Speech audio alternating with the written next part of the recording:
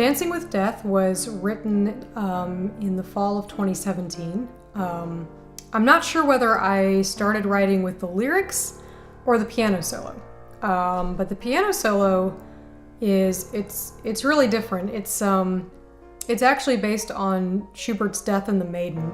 The first two measures are based on the second movement of that string quartet, and if you're familiar with classical music and you've heard that, you know that it starts out, it's really quiet and everything, and I encountered the harmonies in that because I was taking the only music class that I ever took in college at the time, and I was like, oh, that sounds really cool, but I was doing it on a piano, and I thought, let's make this a march. So I turned it into a march, and after the first two measures, it completely diverges, switches keys once, switches keys again when we go into the body of the song.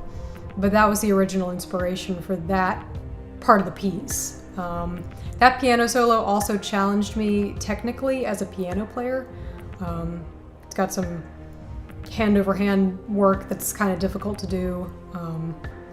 But other than that, a lot of the instruments that I used there were also programmed. I used some kind of weird sounding drum beats, and I also ended up using the bagpipes in the outro to the song. It's a repetition of the chorus, but it adds another counter melody. You have the main melody that I'm singing vocally. There's another melody going on in the strings, and then in the final iteration of the chorus, you get a third melody with the bagpipes, which I think really brought it all together. I ended up adding the bagpipes in because I was thinking, this song needs more intensity. There needs to be something else going on here, like almost like a guitar, but not a guitar.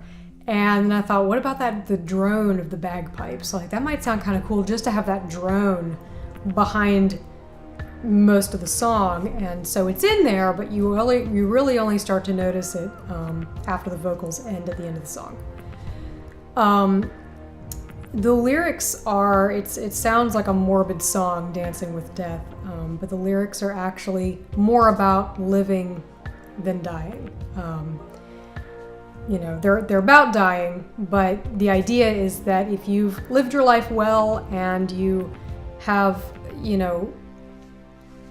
a well-rounded view of what life should be, then dying is not so much a tragedy as it is, okay, we're just moving on. We're making way for the next generation, or, this is the culmination of everything that I've achieved in my life. So it's more about making peace with death and acknowledging that we need to live life to the fullest, because it could be any day, it could be any time. Nobody knows, what they're going to die of, but we do know that everybody is going to die. So kind of my message with that song is just live life to the fullest. And it was written at a time in my life when I realized that somebody I loved was getting close to death.